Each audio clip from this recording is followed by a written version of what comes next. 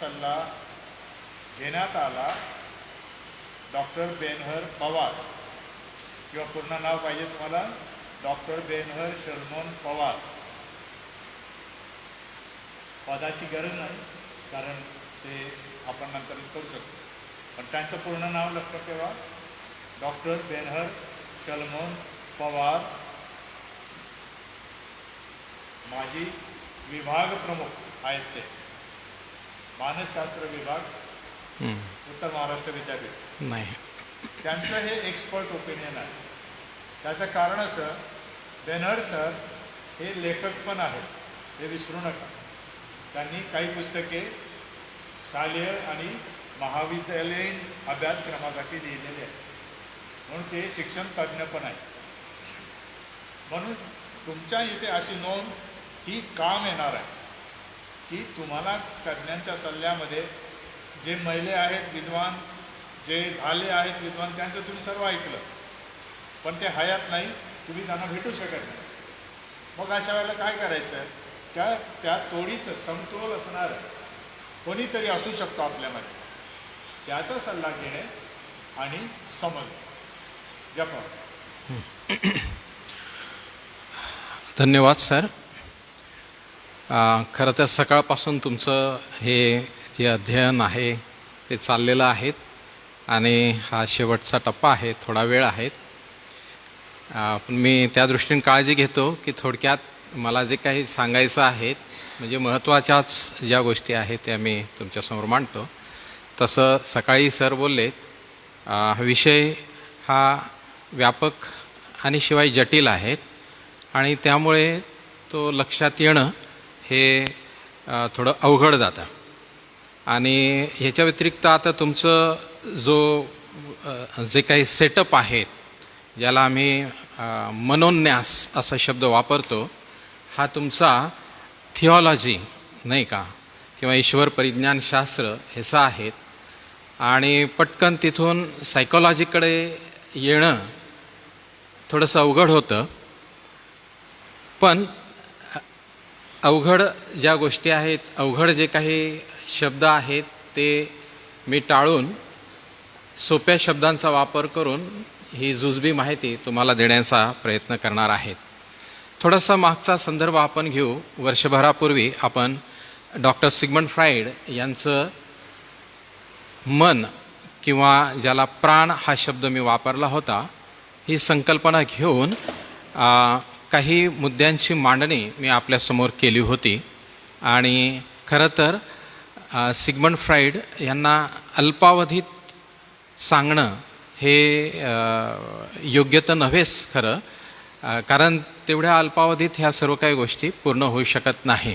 म्हणजे तेवढं स्पष्टीकरण जे काही मांडलं होतं मी, ते इदम अहम पराहम हे व्यक्तिमत्वाचे 3 भाग अशी ती मांडणी होती. आणि मनाचे स्तर, बोधमन, बोधपूर्व मन आणि अबोध मन अशी ही मांडणी केली होती. हा थोडासा उजळणीचा हा भाग आहे. तर ह्यामध्ये जो संदर्भ मी घेतला होता तो आपण 1 थेसलनी 5वा अध्याय 23वा वचन हा होता.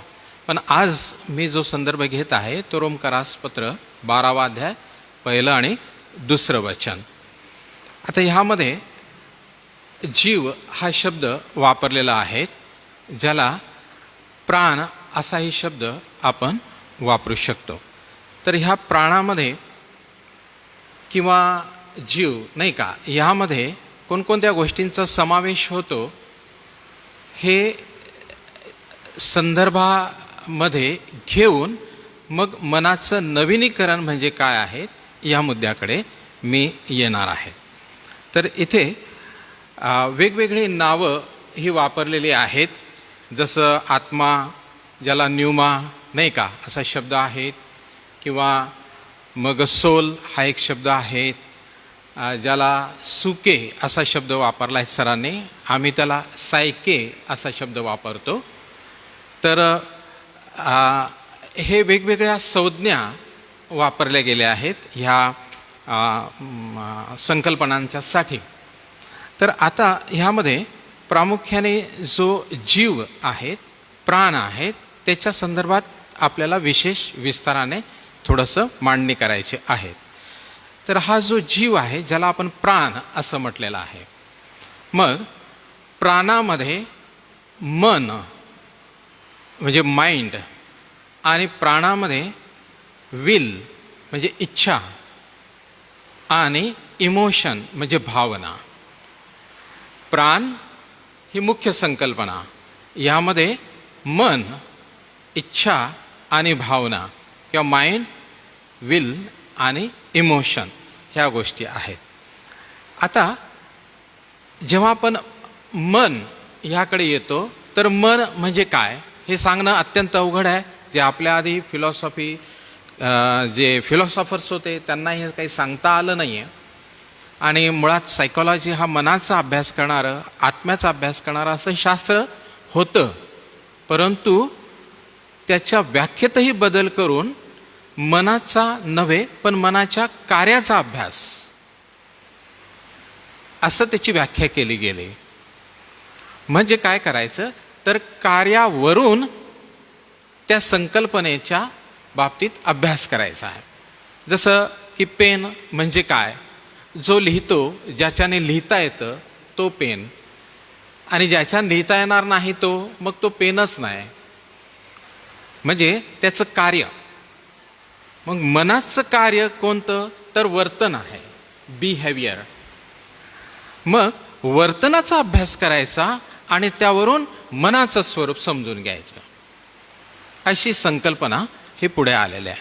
आता मग मनाचं कार्य कोणतं, तर ह्यात प्रामुख्याने विचार करणे हे एक प्रमुख कार्य म्हणता येईल. विचार करणे, नंतर वेगवेगळ्या आजूबाजूला असलेल्या गोष्टींना प्रतिक्रिया देणे, हे झालं वर्तन. आणि वेगवेगळ्या ज्या भावना आहेत नाही का, किंवा एक्सप्रेशन्स आहेत, व्यक्तता आहेत. तर मग माझा जो एक अप्रोच आहे आज तुमच्या समोर मांडण्याचा, हे सर्व काही स्पष्टीकरण मांडण्याचा, तो असा आहे. मग मनाचं नूतनीकरण जेव्हा आपण म्हणतो, नवीकरण जेव्हा म्हणतो, तेव्हा म्हणजे एक्झॅक्टली काय, तर मनाच्या कार्यांचं नूतनीकरण आहे. मनामध्ये येणारे वेगवेगळे घटक. आता ह्यातला प्रमुख घटक आहे विचार. विचारामध्ये अनेक घटक आहेत, त्या प्रत्येक घटकाचं नवीनीकरण म्हणजे मनाचं नवीनीकरण. हा एक माझा आस्पेक्ट आहे. तुम्ही ह्या वचनावर तुमच्या आस्पेक्टने बोलला असाल, त्यावर तुम्ही अभ्यासही केला असाल, परंतु या ठिकाणी मला हा एक महत्त्वपूर्ण मुद्दा मांडायचा आहे की मनाच्या घटकांचं नूतनीकरण. मग आपण अनेक घटकांपैकी एक प्रमुख घटक म्हणजे विचार हा जर घेतला, तर ह्या विचारांमध्ये मग काय काय आहे, तर बघा, विचार जे आहेत ते आपल्या मानसिक पातळीवर घडणारी ही एक प्रक्रिया आहे. ही एक मानसिक प्रक्रिया आहे असं आपण म्हणूया. पण ही प्रक्रिया घडत असताना विचार वेगवेगळ्या साधनांचा उपयोग करत असतो.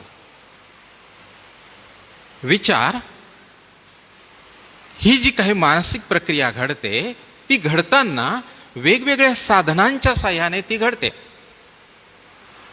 मग ह्यात आता हे उदाहरणादाखल देतो. जसं कन्सेप्ट्स किंवा त्याला संज्ञा म्हणतात, हे विचाराचं एक साधन आहे. संज्ञा हे विचाराचं एक साधन आहे. मग ह्या बाबतीत विस्ताराने बोलायचं झालं तर बघा की जसं आपण आपल्या धर्मशास्त्रामध्ये, पवित्र शास्त्रामध्ये पाहतो, असंख्य संकल्पना आहेत. उदाहरणादाखल जसं प्रेम ही संकल्पना आहे, प्रीती संकल्पना आहे, विश्वास, भरोसा किंवा क्षमाशीलता, नीतिमत्व, करार हे संकल्पना आहेत. आता ह्या ज्या संकल्पना आहे, जर ह्याची व्याख्या करू गेलो तर असं म्हणता येईल की असं एक सिम्बॉल आहे, असं एक प्रतीक आहे, असं एक चिन्ह आहे. हे शब्द मी थोडं विस्कळीत किंवा ढोबळ मानाने वापरत आहेत.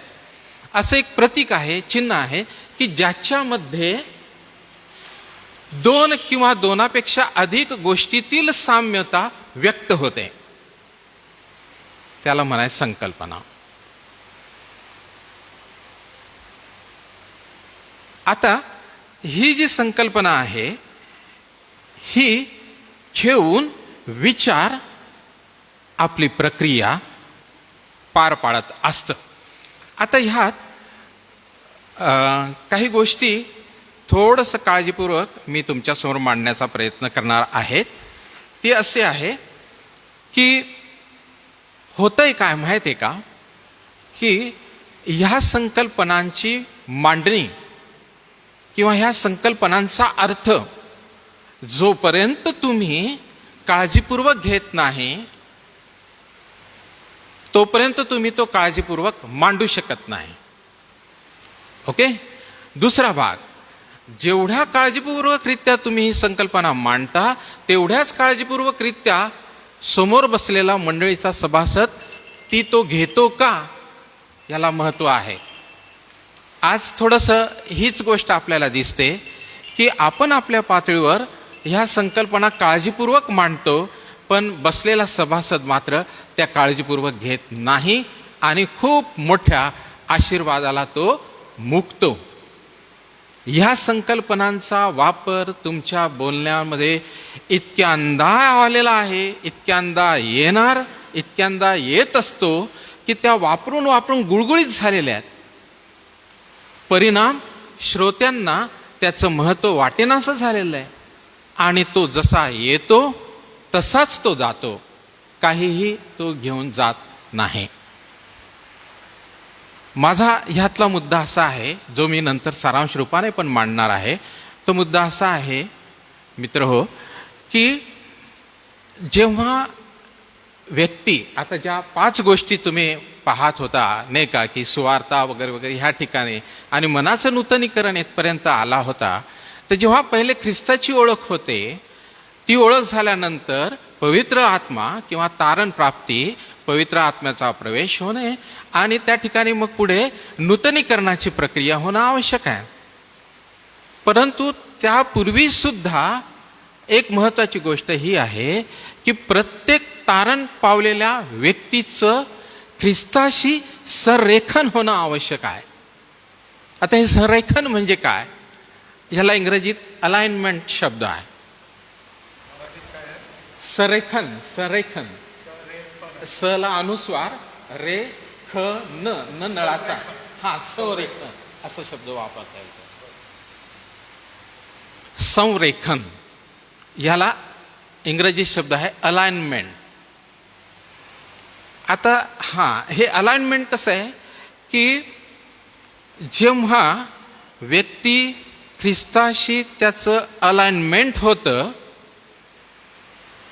तेव्हाच नूतनीकरणाची प्रक्रिया होणार आहे. हे लक्षात घ्या. जेव्हा ख्रिस्ताशी त्याचं अलाइनमेंट होणार आहे, संरेखन होणार आहे, तेव्हाच त्याची नूतनीकरणाची प्रक्रिया ही सुरू होणार आहे. आणि म्हणजे मनाचं नूतनीकरण म्हणजे एक्झॅक्ट काय होणार आहे, मनाच्या प्रथम कार्यापैकी म्हणजे विचारातील जो पहिला घटक म्हणजे संज्ञा, या संज्ञांचे मूळ अर्थ त्याला लागणार आहे. हे लक्षात घ्या. मुद्दा लक्षात येतोय का? संज्ञांचे मूळ अर्थ त्याला केव्हा लागणार आहे. ह्याच्यात प्रक्रिया अशी आहे, संरेखनामध्ये सर्वप्रथम व्यक्तीकडून बदल झाला पाहिजे. सर्वप्रथम व्यक्तीकडून बदल झाला पाहिजे. हा बदल पापाचा मार्ग सोडून ख्रिस्ताच्या मार्गात पदार्पण करणे, म्हणजे पापाच्या मार्गावरचं वाटसरूपण सोडून ख्रिस्ताच्या मार्गाचा वाटसरू होणे, हा बदल पाहिजे. कारण याकोब 4:17 प्रमाणे जर पापाची व्याख्या पाहिली आपण, तर एक ख्रिस्ताच्या स्वभावाविरुद्ध किंवा देवाच्या स्वभावाविरुद्ध वागणे किंवा मार्गावरून ढळणे, हा पापाचा मार्ग झाला. हे जे वाटस्वरूपण आहे ते सोडून बदल धारण करून ख्रिस्ताच्या मार्गामध्ये आलं पाहिजे. हा बदल होणं गरजेचं आहे. हा बदल झाला की मग त्या ठिकाणी एक सर्वात महत्त्वाची संकल्पना सुरू होते, ती म्हणजे रूपांतरणाची. रूपांतरण, ज्याला ट्रान्सफॉर्मेशन असं म्हटलेलं आहे.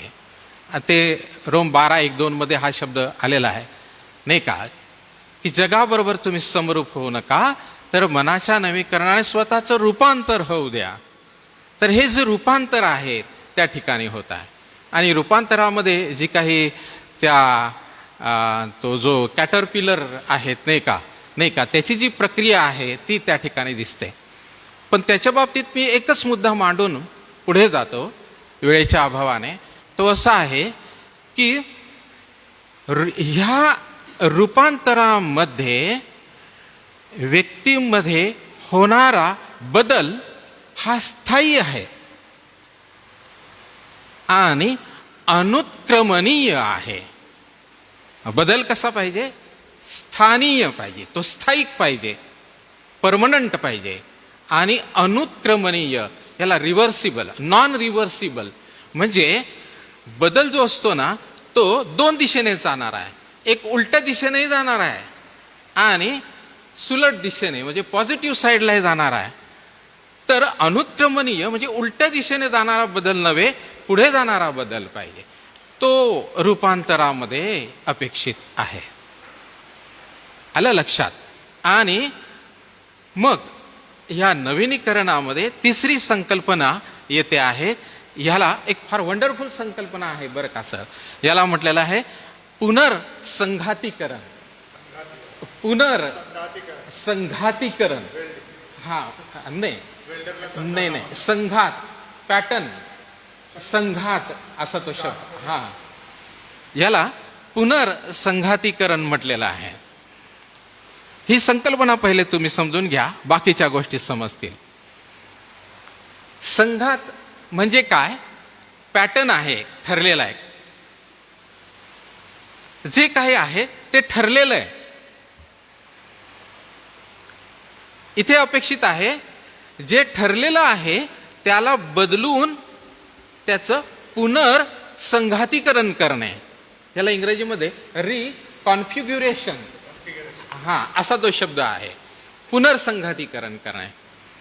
आता ह्यात पुनर्संघातीकरणामध्ये त्या गोष्टीमध्ये येणाऱ्या प्रत्येक लहान लहान घटकांची पुनर्मांडणी आहे. लक्षात येते?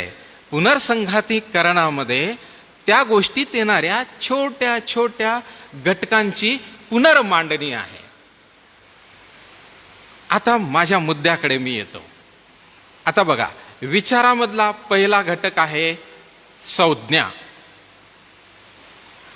जोपर्यंत ख्रिस्ताची ओळख नाही तोपर्यंत ज्या संज्ञा व्यक्ती घेऊन चाललेला आहे त्याची मांडणी ठराविक आहे. पण जेव्हा ख्रिस्ताची ओळख होते तेव्हा संज्ञांमधील घटकांची अशी एक त्यात बदल होऊन पुनर्संघातीकरण होतं आणि ख्रिस्ताशी त्याची अलाइनमेंट बसते. आलं लक्षात?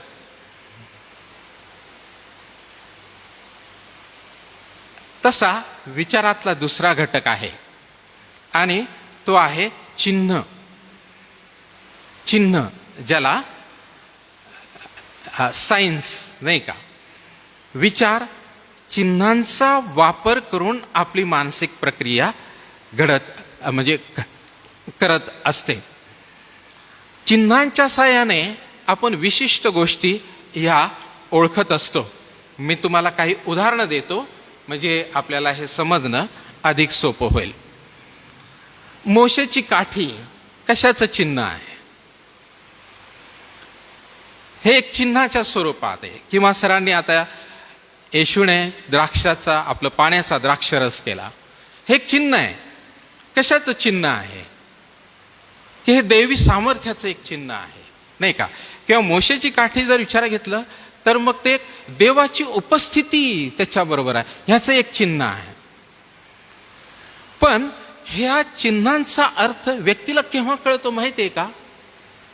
जोपर्यंत ख्रिस्ताची ओळख नाही तोपर्यंत तो काठीला काठीच म्हणेल, आणि काठीचा साप कसा झाला यावर तो विश्वास ठेवणार नाही. किंवा येशूने पाण्याचा द्राक्षरस केला, पाण्याचा द्राक्षरस कसा होईल यावर तो विश्वास ठेवणार नाही. पण जेव्हा येशूशी ओळख होईल तेव्हा तो म्हणेल की हे होऊ शकतं. कारण चिन्हांचा अर्थ हे एक विशिष्ट संघातीकरण ख्रिस्ताची ओळख होण्याआधी आहे. जेव्हा ख्रिस्ताची ओळख होते, पुनर्संघातीकरण होऊन त्या घटकामध्ये फेरफार होतो आणि त्या ठिकाणी मग अलाइनमेंट, संरेखनाची प्रक्रिया हे घडत असते. लक्षात येतोय मुद्दा? तर असा हा तो एक भाग ह्यामध्ये आहे. तिसरा घटक अर्थविचार, ज्याला आपल्याला भाषेशी ज्याचा संबंध आहे, नाही का?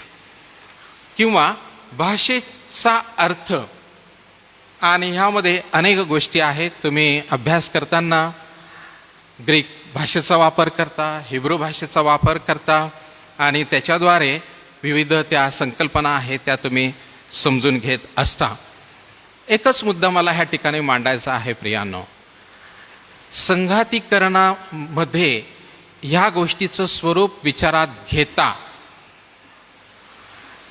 वचनांचा आपल्या सोयीने लावला गेलेला अर्थ असं चित्र आपल्याला समाजात दिसेल.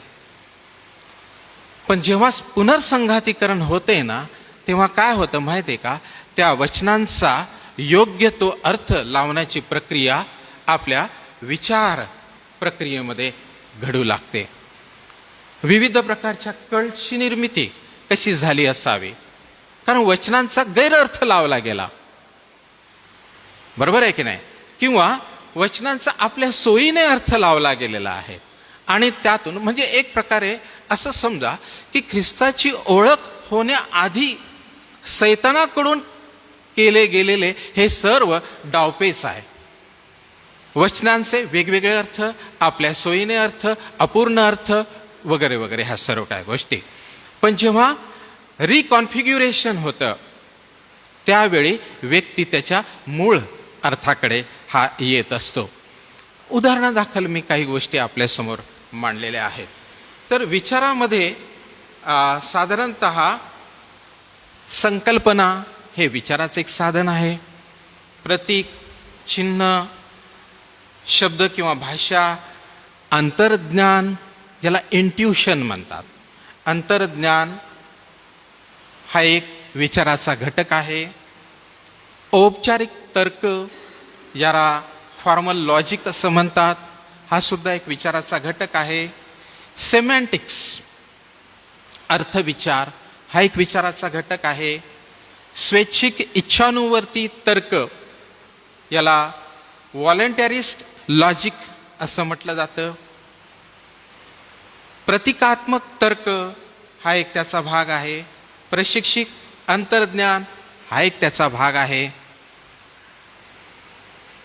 थोडे थोडे मी उदाहरणं तुम्हाला दिलेले, हे सर्व मित्र हो विचाराचे घटक आहे. आणि जेव्हा मी म्हणतो पुनर्संघातीकरण, तेव्हा ह्या घटकांचं संघातीकरण होणं गरजेचं आहे. हे ख्रिस्ताशी ओळख झाल्यावर होतं, त्याच्याशी संरेखन झाल्यावर होतं, आणि हे जेव्हा घडेल त्यानंतर मनाच्या नूतनीकरणाची प्रक्रिया घडू शकेल. या सर्व घटकांचं पुनर्संघातीकरण पाहिजे. आलं लक्षात? तर थोडक्यात मी आपल्यासमोर हे मांडलेलं आहे. अजून एक महत्त्वाचा मुद्दा मला प्रामुख्याने रूपांतरणाच्या बाबतीमध्ये आपल्यासमोर मांडायचा आहे. आणि हे जे रूपांतर आहेत की जगाबरोबर समरूप होऊ नका, नाही का, तर आपल्या मनाचे रूपांतर होऊ द्या. मनाचं जे दुसरं कार्य आहे आणि ते कार्य म्हणजे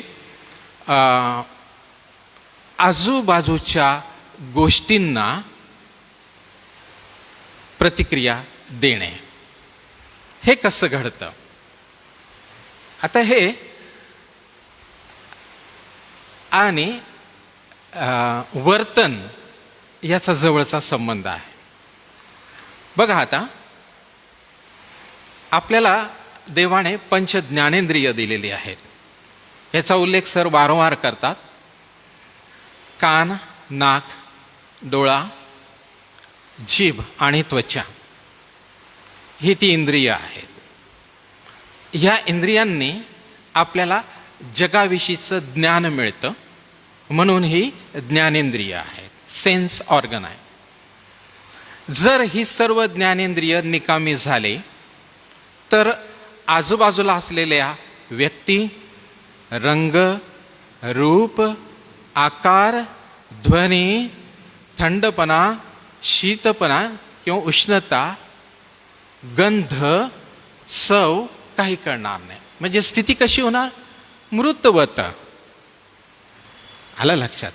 मग आता एकच इंद्रिय घेऊन हे कार्य कसं चालतं?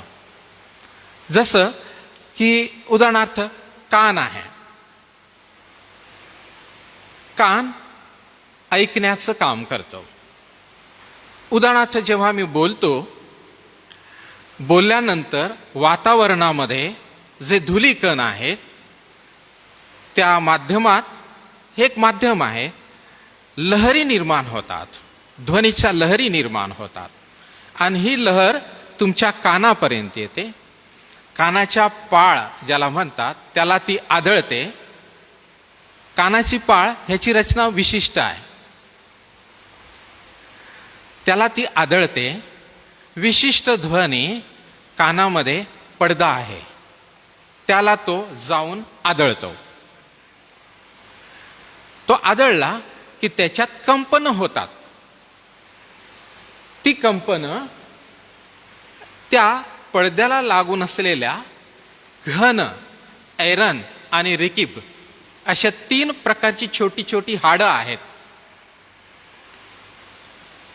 त्या हाडांना ती धक्का देतात, त्यात व्हायब्रेशन निर्माण होतात, कंपनं. आणि ही कंपनं पुढे कर्णावर्त, याला कॉक्लिया असा शब्द आहे, या कर्णावर्तामध्ये ती शिरतात आणि तेथे आहेत कार्तेंद्रिय नावाच्या केसांच्या आकाराच्या ह्या पेशी. ह्या पेशी ही कंपनं ग्रहण करतात आणि त्याचं रूपांतर आवेगामध्ये करतात. याला इम्पल्स म्हटलेला आहे. आवेग, नर्व इम्पल्स, नसावेग. याचं स्वरूप विद्युत रासायनिक आहे. म्हणजे विजेच्या वेगाने तो धावतो आहे. ताशी 120 मैल एवढा त्याचा वेग आहे. आणि तो नर्व इम्पल्स, तो आवेग मेंदूमध्ये असलेल्या श्रुती केंद्रामध्ये जातो. आलं लक्षात? मेंदूमध्ये असलेल्या श्रुती केंद्रामध्ये, ज्याला ऑडिटरी सेंटर म्हटलं जातं.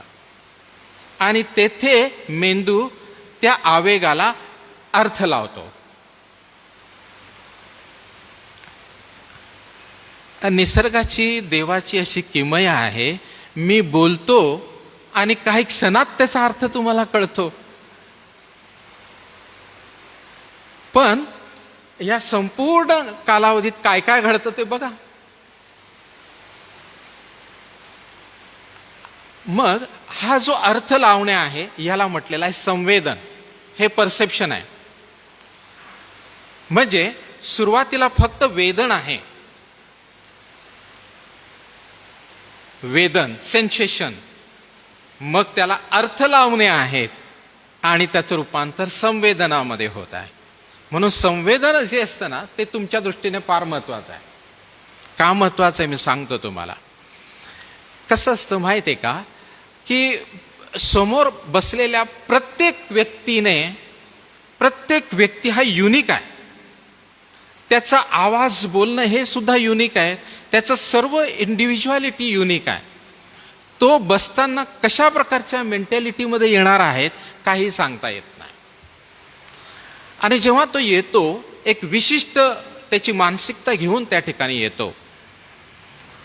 जेव्हा आपण बोललेल्या प्रत्येक गोष्टीचा अर्थ लावताना त्याच्या मानसिकतेचा परिणाम त्याच्या अर्थबोधनावर होत असतो.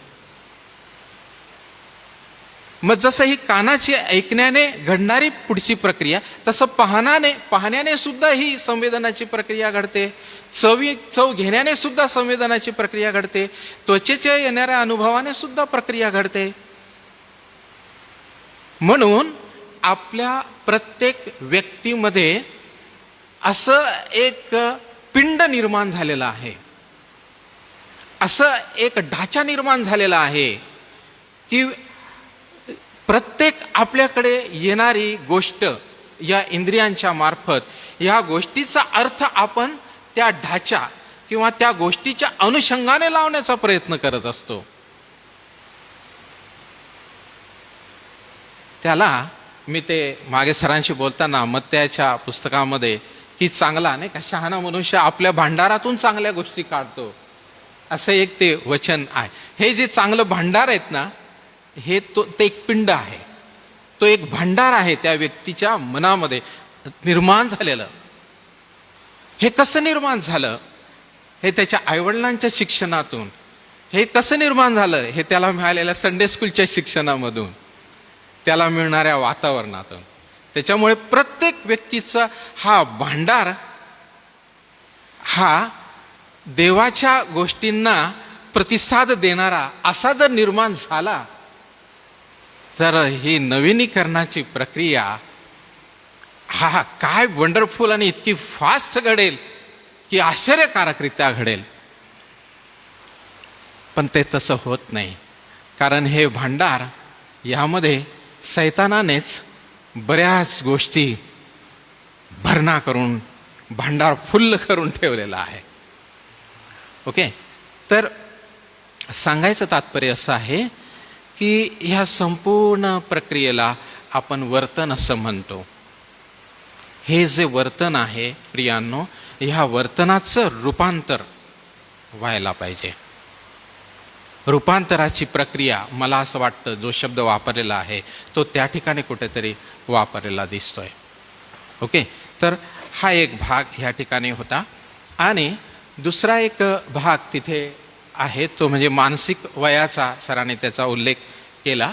तर जाता जाता ती संकल्पना मी तुमच्यासमोर मांडून जातो की मुळात ही संकल्पना म्हणजे बुद्धिमत्तेच्या संदर्भातली आहे आणि तेथून ती थोडी त्याचं सामान्यीकरण हे झालेलं आहे. कसं आहे की सायकोलॉजिस्ट असं म्हणता आपली बुद्धिमत्ता वयाच्या 16व्या वर्षापर्यंत वाढते. त्याच्यापुढे काय? त्याच्यापुढे आपल्याला आपलं ज्ञान वाढतं. ज्ञान म्हणजे माहिती आणि अनुभव.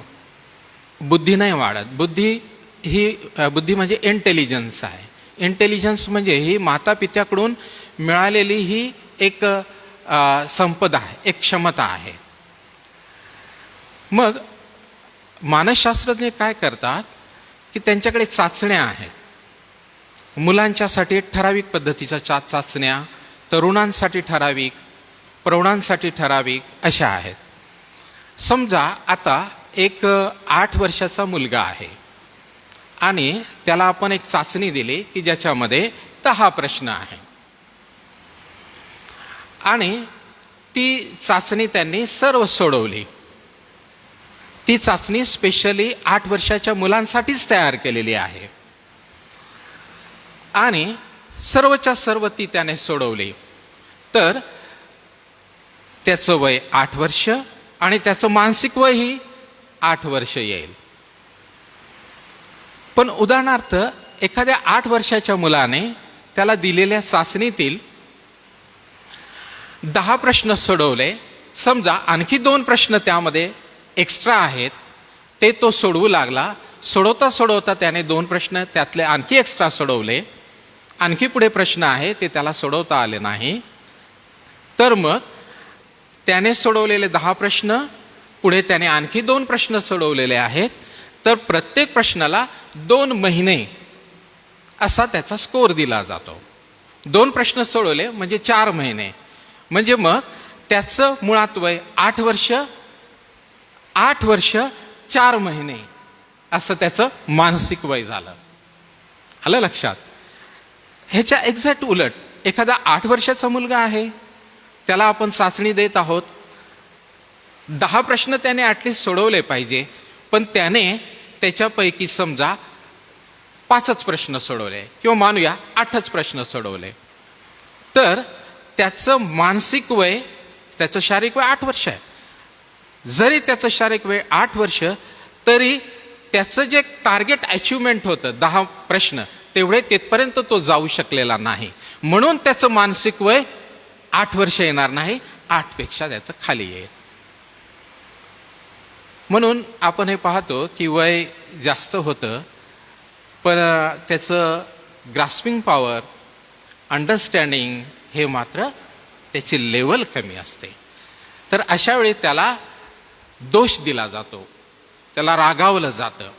तर तसं नाही आहे, तसं करता कामा नाही आहे. हा काउन्सिलिंगचा भाग आहे. त्याचा प्रश्न समजून घ्या, त्याचं प्रॉब्लेम काय आहे, त्याची बुद्धी कमी आहे, म्हणून त्याला समजून घेतलं पाहिजे आणि त्या पद्धतीने त्याला ट्रीटमेंट दिली पाहिजे. आलं लक्षात? तर हे खूप घाईघाईत मी पूर्ण केलं, जो काही वेळ मिळाला. म्हणून सारांश रूपात एकच मी सांगेन की बदल ही मूळ गोष्ट आहेत आणि संरेखन किंवा संरेखन, अलाइनमेंट होणं आणि मगच रूपांतरण आणि नवीनीकरणाची प्रक्रिया ही घडणार आहे. Okay, thank you very much sir. आणि आपण ऐकून घेतलं त्याबद्दल आपलेही आभार आहेत. बऱ्याचशा गोष्टी आहेत आणि प्रत्येक गोष्ट एक सविस्तर मांडणी आहेत. तर यथावकाश संधी मिळाल्यावर मी प्रयत्न करेन. धन्यवाद सर. तज्ज्ञांचा सल्ला कसा असतो समजलं? आणि जर आता जर चाचणी घेतली बौद्धिक आणि मानसिक वय, आपल्यापैकी बरेच जण शून्यापेक्षा मायनसमध्ये जाऊ. पुष्कळ शब्द जे आहेत ते जर तुम्ही पाहिले, हे मराठीचेच शब्द आहेत बरं का, नाही तर तुम्ही म्हणाल अन्य भाषेचे आहेत. पण अडचण काय आहे की ध्वनी आहे, परंतु त्याचा जो निनाद कानात पोहोचतो त्याचा अर्थ लागत नाही. अडचण ही आहे. मराठी बोलतात, मराठीत समजत नाही. कारण जसं आता सत्र म्हणतो आपण आपले, ते शिक्षण प्रशिक्षण आहे, तज्ज्ञांचा सल्ला आहे. तुम्ही म्हणाल आम्हाला उधळ्या पुत्राची गोष्ट सांगितलीच नाही, त्या बाबांना तर बायबलच माहीत नाही. एकदा काय रोम 12 एवढंच काहीतरी सांगितलं, पाचचं सगळं लेक्चरच देत राहिले. म्हणून हा मनुष्य कसा आहे, एवढा पॉवरफुल ख्रिस्ती नाही. झालं आपलं कन्क्लुजन. दुसरी बाजू जर आपण अशी घेतली, तज्ज्ञांनी जे सांगितलं त्याच्यात जर आपल्याला तोललं तर आपलं किती वजन भरेल? हा आपला ज्ञानाचा प्रारंभ. म्हणून या अभ्यासक्रमामध्ये कोणीही ज्ञान संपादन करू शकतं जर इच्छा आहे तर. कुठल्या पातळीचं? विद्यापीठाच्या पातळीचं ते थेट साधारण पातळीचं. हे तुम्हाला यासाठी करण्यात येतं, हे प्रात्यक्षिक आहे आमचं, माझं स्वतःचं अनुपालकांसाठी आणि मंडळांसाठी, की जेव्हा आपण अध्ययनाला बसतो तर काही लोक ज्यांना तुम्ही फार वर्षापासून जरी ओळखता त्यांची चाचपणी करणं गरजेचं आहे की मी जे सांगतो ते त्यांना किती समजेल. आणि त्याच्यासाठी प्रयास दोन प्रकारे करावा लागतो. एक म्हणजे सर्वसाधारण गोष्टी पण घ्यायच्या आहेत, नंतर तंत्रज्ञानाचा वापर करून शिस्त द्यायची आहे आणि त्या शिस्तीचा शेवट तज्ज्ञाच्या सल्ल्यामध्ये करायचा आहे की जर तुम्ही असं केलं असं होतं. साधारणपणे इथून सुरुवात होते, विशिष्ट प्रकारे गेलं तर इथे शेवट होतो. हे जे शिक्षण आहे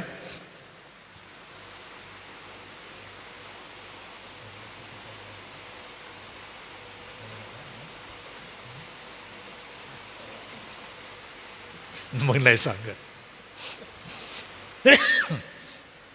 सरांना मी एक छोटासा प्रश्न विचारला पण उत्तर मी देत नाही.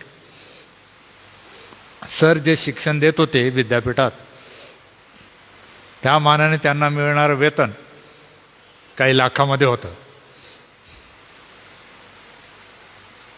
म्हणजे शिक्षणाने तुम्ही तज्ज्ञ जेव्हा बनता तर तुमचं केवळ शारीरिक किंवा बौद्धिक किंवा मानसिक आध्यात्मिकच विकास होत नाही, तुमच्या शिक्षण क्षेत्रासोबत तुमचा जो सामाजिक जो काय विस्तार आहे तो पण वेगाने वाढतो. एक अडचण आहे, ज्यांना संधी मिळाली ते, पण दुसरी अडचण काय, संधी मिळाली तरी उपयोग केला नाही. ते जे म्हणाले आम्हाला काय करायचं, तीन प्रकारची अवस्था आपली असू शकते. नूतनीकरणामध्ये हे जे सांगितलं हे सर्व म्हणजे समजायला फार वेळ लागेल. कमीत कमी मला वाटतं 1 आठवडा द्यावा लागेल, रेग्युलर 2 ते 3 तास कमीत कमी. ही एकच संकल्पना नूतनीकरणाची. त्याच्यामध्ये आपण केमिकल आणि बॉटॅनिकल आणि झूलॉजिकल संकल्पना घेतलेला नाही. डॉक्टर राजेश वळवींनी आपल्याला त्यांची प्राणीशास्त्रीय संकल्पना दिली होती. आताची संकल्पना त्याच्या संदर्भात होती, ही मानसशास्त्रीय संकल्पना आहे. हे तज्ज्ञांचे सल्ले या पातळीवरच्या लोकांचे असतात जे समजायला कठीण जातात परंतु अतिशय निगडीत असतात. आणि म्हणून शैक्षणिक आणि आध्यात्मिक या दोन्ही ज्ञानांना एकत्र आणलं तर मग जो आपला मिसळून टाकणारा जो आहे घटक अलाइनमेंट, की असंच असायला पाहिजे, इकडे तिकडे नको. जर असं झालं, विशेषतः हा शब्द 4 व्हीलर किंवा 2 व्हीलरचे टायर्स याबद्दल वापरलं जातात की टायर काय करायचं रे बाबा, अलाइनमेंट करावं लागेल.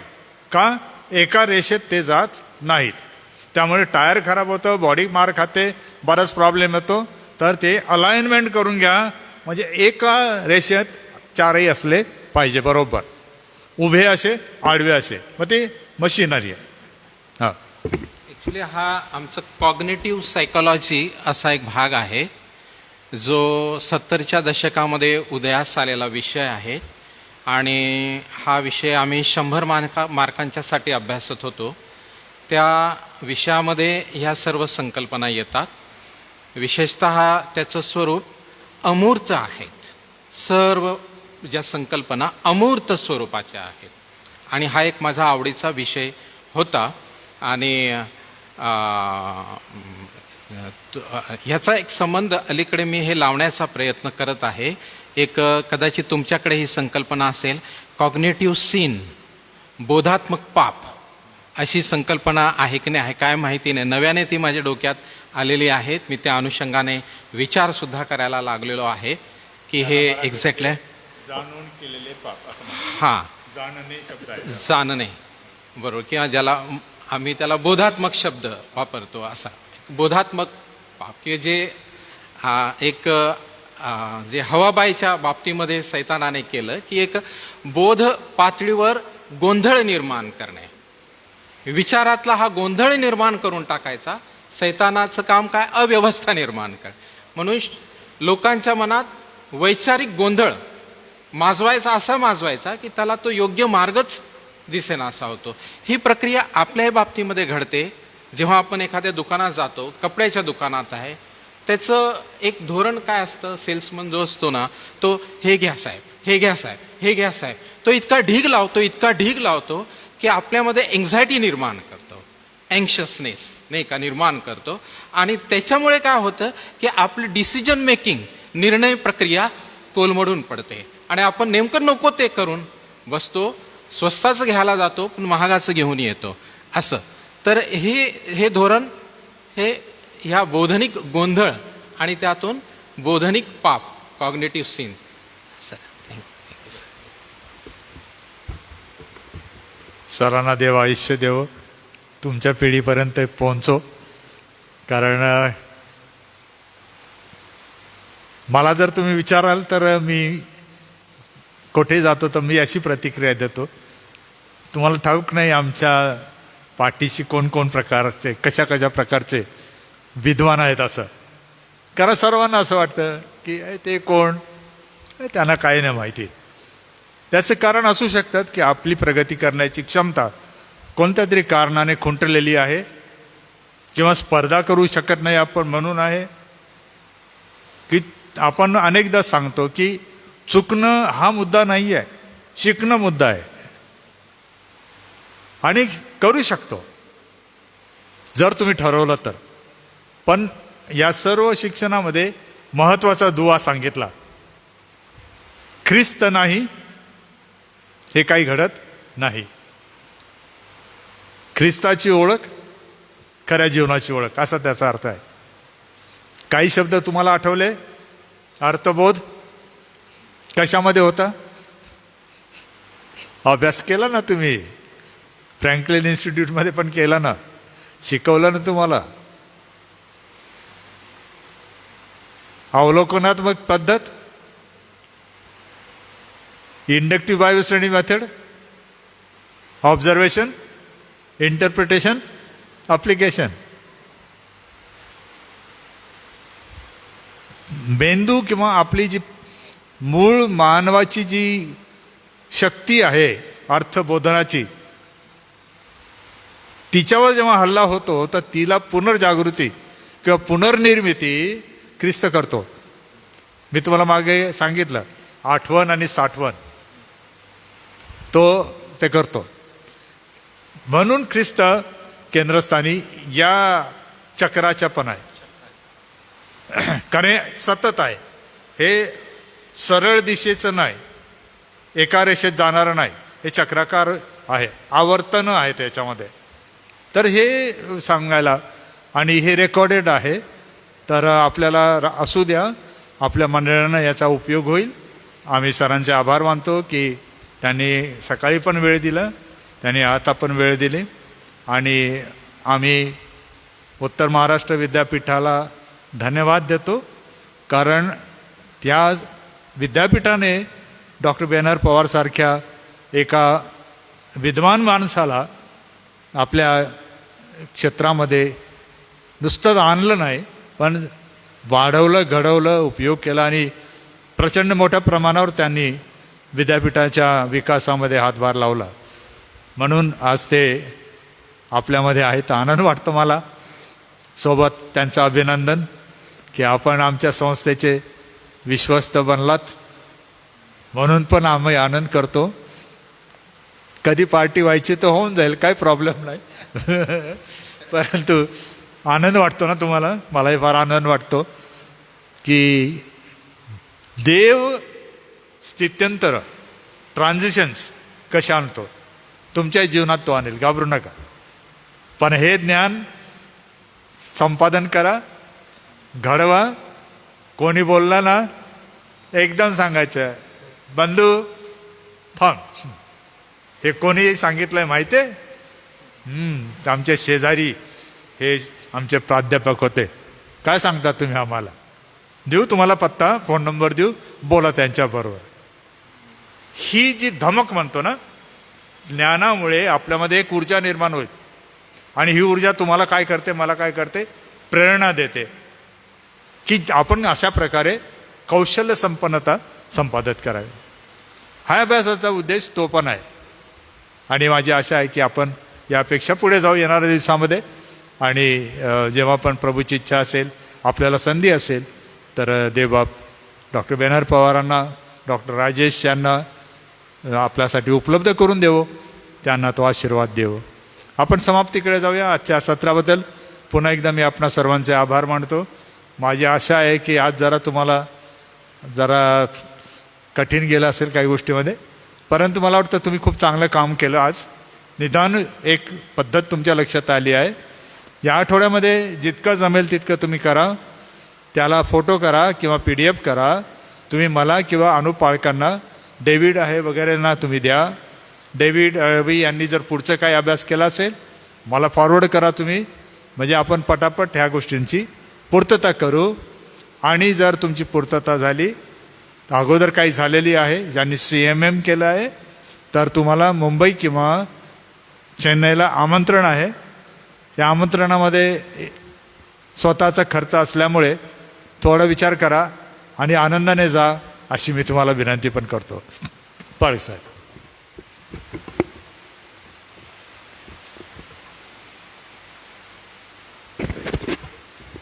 खऱ्या अर्थाने आजचा हा संपूर्ण दिवसभरातला आपला कार्यशाळेचा वेळ अतिशय चांगला आणि अतिशय आनंददायी अशा वातावरणामध्ये घालवता आला. मी यासाठी परमेश्वर पित्याला धन्यवाद देतो.